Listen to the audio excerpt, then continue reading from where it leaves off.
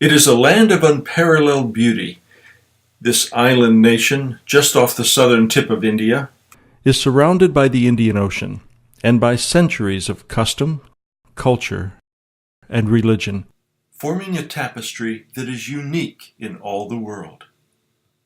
We are blessed with the guidance and the influence of four major religions. You find majority the Buddhists, then you find the Christians, Hindus, and the Muslims. So at different degrees we are all linked up together. We have been living for hundreds of years like this, and which is extremely important for us. At first glance, Sri Lanka's many ethnic and religious expressions seem to fit like family, enjoying a peaceful coexistence. But like most families, things are never that easy. Sri Lanka has this pure form of Theravada Buddhism, and they feel that it is their responsibility to protect that authentic religion, and that Lord Buddha himself has given that responsibility to the people, the Buddhists of Sri Lanka. But religion is only part of Sri Lanka's complex history.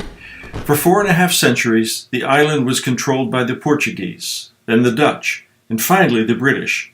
Colonial domination meant that even though most citizens were Buddhists, the colonial powers treated Buddhism as a minority religion. And so when Sri Lanka gained its independence in 1948, Buddhism became the state religion. Race, religion, and politics, compounded by a 20-year ethnic civil war, were now potential sources of conflict. Buddhism by nature, by the true religion, they are not extremists. They are very kind people. They are non-violent and all that. But what has happened is that that kind of religion is fast disappearing from the community. So the very diversity that Sri Lankans have celebrated for centuries now threatens to split apart under the weight of nationalism and religious fundamentalism. The fundamentalism is growing very fast, and there are religious tensions growing very fast. Attack on religious places are going on. It was in this volatile climate that extremists in the village of Digana in the Kandy region set fire to a mosque and a Muslim home, killing one man and severely injuring another.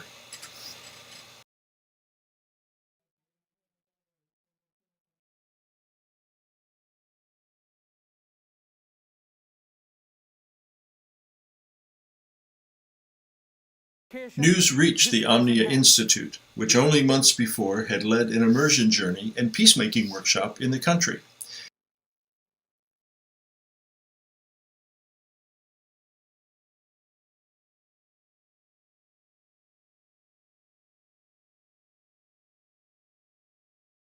Lead organizer Bishop Kumara Ilangasinghe met with survivors and listened to their stories as they gathered in a makeshift mosque. Bishop Kumara, joined by OMNIA's women's trainer Soraya Dean, met with local Buddhist leaders to begin the process of creating OMNIA Interfaith Peacemaker Teams in Digana. My desire has always been to mobilize people, because you must mobilize them in such a way that they will also organize themselves, and then they will be strong, they will be powerful to bring in the kind of changes that we need to bring in. Today there are OMNIA Interfaith Peacemaker Teams in and around the Kandy region, as well as the capital city of Colombo. Leaders representing every major faith tradition come together to listen to, learn from, and work with each other to help bring peace and progress to their communities. It isn't always easy, but OMNIA's tested method of leadership training is unique. To fit the current reality. But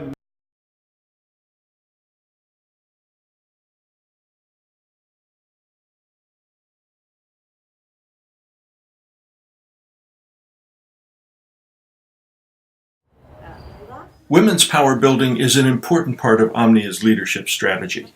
Soraya Dean is a Sri Lankan-born Muslim American and heads OMNIA's Women's Leadership Initiative. The United Nations just said 70% of peace negotiations fail because women are not at the table. The OMNIA Institute for Contextual Leadership is a pioneer in the women's movement. We believe that peacemaking, conflict resolution, and creating a peaceful world has to be also an equal responsibility of the women.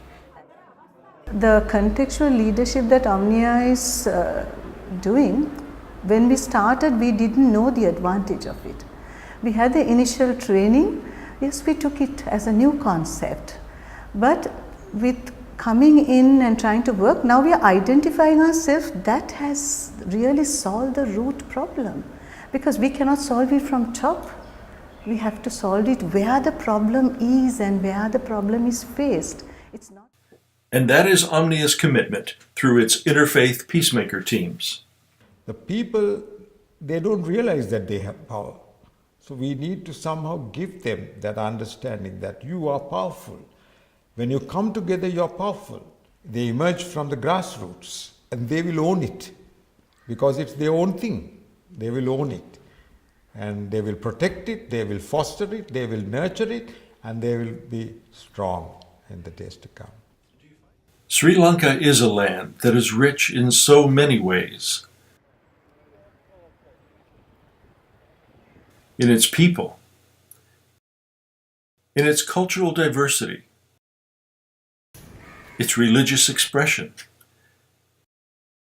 its charm, and its history. And in a world that is becoming ever more diverse, there is so much to learn from this island nation. And OMNIA is working to ensure it will always be so.